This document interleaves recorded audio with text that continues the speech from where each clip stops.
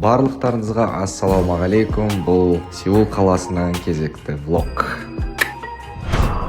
Менің нөміріме кішігірім рум-тур. Қарапайым, бірақ та осындай керемет видпен, в общем, вид имеет. В общем, қалаға қарай шығып бара жатырмық. Сағат таңғы 5 кеттік. Бұл жерде нанды қосып күтеміз. Аламыз.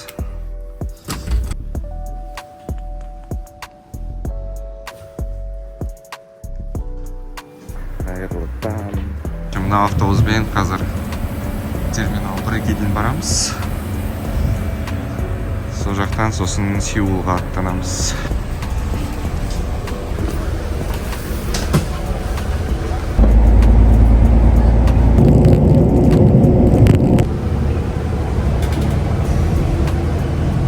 Қазір осы жерде таңғы кофе мен бір круассан жеп аламыз да.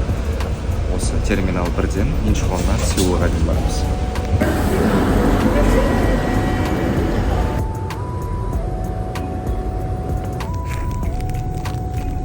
Жалпы осы Инчхонның терминалынан Сеулға дейін 2 пойыз жүреді. Ол экспресс және обычный. Мен осы жолы обычный проезд алдым. Оның бағасы 5510, шамамен 2000 теңгедей болды.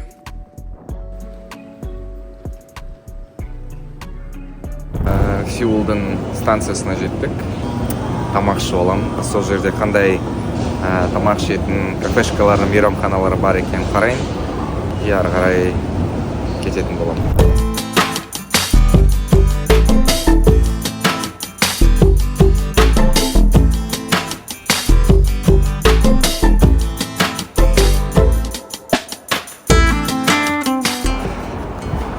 Вид қалай? В общем, ана төбеде Сеулская башня. Соған барар жерде как раз канатная дорога, канатный жол бар. Қазір солмен жүріп қайтатын боламыз.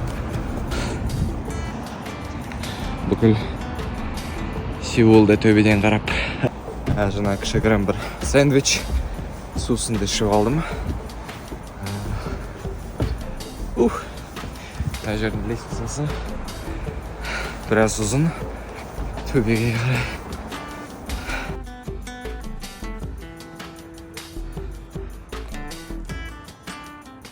Башняға барып қайтатын канатный жолмен башняның өзіне кіріп шығу примерно 35 мың вондай шықты. Шамамен 12 мың, 13 мың теңге. Осындай видпен туалет сіздерге қалай?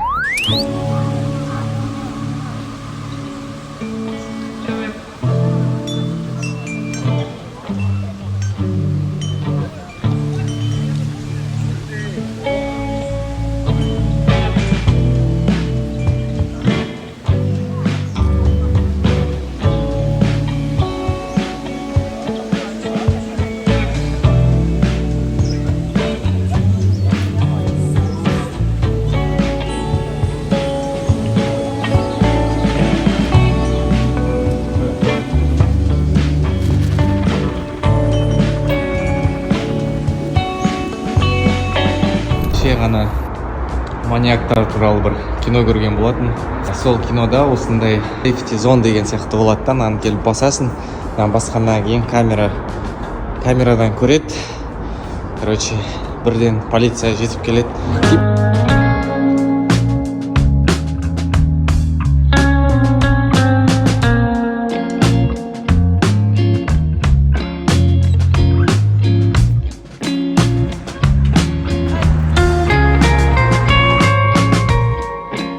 Жалпы өзінің тұрғындарын қатты ойлайды.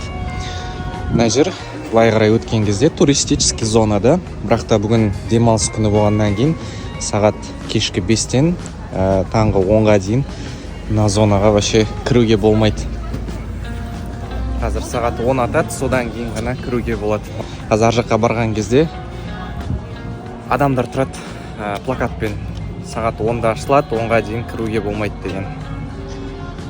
Міне осылай мемлекет өзінің тұрғындарын ойлайды. Себебі демалыс күн, адамдар демалғысы келеді. Бұл жерде тек туристік қана аймақ емес, бұл жерде адамдар тұрады.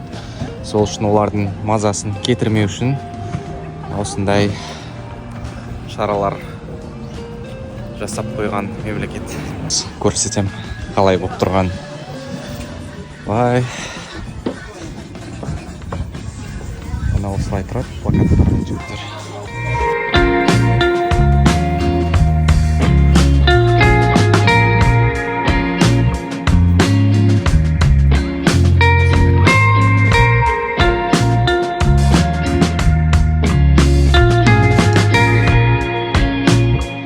Районда шулауға болмайды.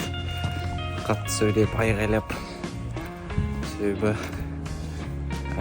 мұнда штраф 100 000 вон. Егер тыныштықты бұзсаң,